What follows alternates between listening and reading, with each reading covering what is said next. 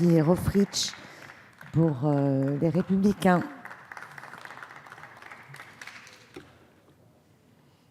Merci Madame la Présidente. Monsieur le Ministre, Madame la rapporteure, le PLFSS n'est pas un simple document financier. Il devrait être le socle sur lequel repose la politique de santé publique au cœur de notre modèle social. Le document qui prévoit son financement pour l'année à venir devrait être visionnaire pour permettre à notre système de protection sociale de rééquilibrer ses ressources, en faisant certes des économies, mais surtout en innovant. Innover en 2016 suppose notamment de tenir compte à la fois de l'évolution des pratiques et des expérimentations locales et aussi du développement de nouvelles technologies médicales. Pour les pratiques expérimentales locales, je voudrais m'appuyer sur l'exemple alsacien de l'Eurodistrict. Il s'agit d'une zone de coopération transfrontalière qui permet d'abolir les frontières administratives. En matière de santé, les opportunités offertes par ce territoire permettent une véritable planification transfrontalière afin de réaliser des économies d'échelle en autorisant l'acquisition et la maintenance mutualisée d'équipements lourds et en planifiant l'accès de façon à, d'une part, mieux équiper le territoire concerné et surtout à réduire les délais d'attente qui sont en France excessivement longs.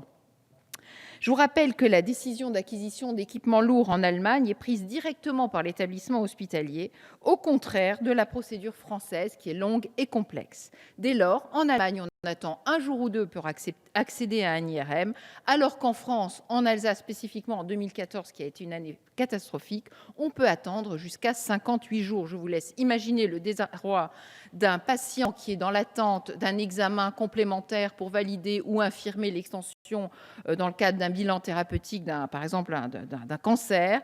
Eh bien, 58 jours, c'est absolument intolérable. Donc, dans ce contexte, la zone transfrontalière dont nous proposons la création permet bien une rapidité d'accès au système d'imagerie. Je vous rappelle aussi que, de manière générale, les indications des IRM progressent dans notre pays très fortement. Par exemple, elles sont de plus de 32%, elles ont augmenté de 32% pour les cancers de la prostate, alors que parallèlement, nous installons de moins en moins de nouveaux équipements. Le taux de couverture IRM en France est à peine de 10 pour 1 million d'habitants, alors que l'objectif serait de 20 pour 1 million d'habitants, ce qui est d'ores et déjà le cas dans la plupart des pays d'Europe de l'Ouest. Les projets régionaux de santé, validés par votre ministère, prévoient un rythme d'augmentation de 10% par an, qui est très loin d'être respecté. Cependant, vous n'avez absolument pas répondu aux différentes questions que j'ai posées d'ores et déjà à ce sujet et pas accepté d'exploiter les possibilités qu'offre ce territoire transfrontalier. Au contraire, vos services, par l'intermédiaire de l'ARS, se sont réfugiés derrière l'éventuelle création d'un observatoire des délais d'accès aux IRM, ainsi qu'à l'examen détaillé de la pertinence des prescriptions par les médecins généralistes. Je pense que vraiment, ce sujet aurait permis d'innover sur la base d'une expérience territoriale et d'apporter des économies d'échelle. Après cet exemple, donc tiré d'une expérience territoriale, je l'ai dit, je voudrais insister sur l'innovation à l'hôpital. L'organisation hospitalière ne fait que peu évoluer dans votre PLFSS, si ce n'est absolument pas du tout. Les résultats de la recherche, vous le savez, en milieu hospitalier tendent à être relativement faibles et absolument pas à la hauteur des attentes.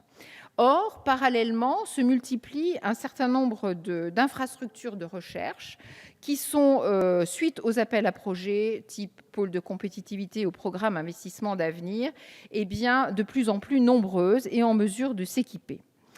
Et le risque est grand désormais de voir évoluer en parallèle la recherche et la pratique hospitalière sans que les patients hospitalisés puissent finalement avoir accès aux techniques innovantes. De nombreux CHU, vous le savez, souffrent aujourd'hui d'un manque de moyens qui les empêche d'acquérir les équipements nécessaires, par exemple aux opérations mini-invasives, ou de les mettre à niveau quand elles en disposent. La fonte des moyens doit être anticipée puisque de toute façon ces techniques se mettront en place et qu'elles entraîneront une baisse des recettes pour l'hôpital qui à nouveau se trouvera en chute de moyens. Donc il est important de réfléchir à cette question et je le répète, votre PLFSS ne tient pas du tout compte de ces innovations dans le secteur hospitalier pourtant tout à fait nécessaires. Il faudrait, et c'est d'ailleurs préconisé par le Haut Conseil pour l'avenir de l'assurance maladie, d'urgence engager une réflexion nationale sur le mode de gestion et le fonctionnement sur les grandes plateformes d'imagerie médicale. Il faudrait aussi avoir un recensement exhaustif des corps de patients susceptibles d'avoir accès aux nouveaux outils technologiques, comme cela est pratiqué en Hollande ou en Suède.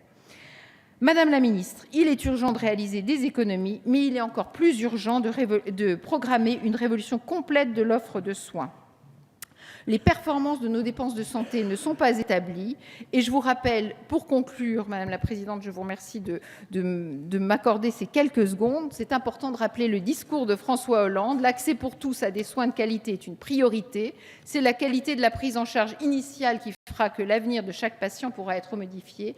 Il faudrait que vous teniez compte de cette prescription enfin dans ce PLFSS, et que vous permettiez un accès rapide aux équipements lourds et que vous permettiez parallèlement à l'hôpital de bénéficier des grandes plateformes qui sont uniquement dédiées à la recherche publique.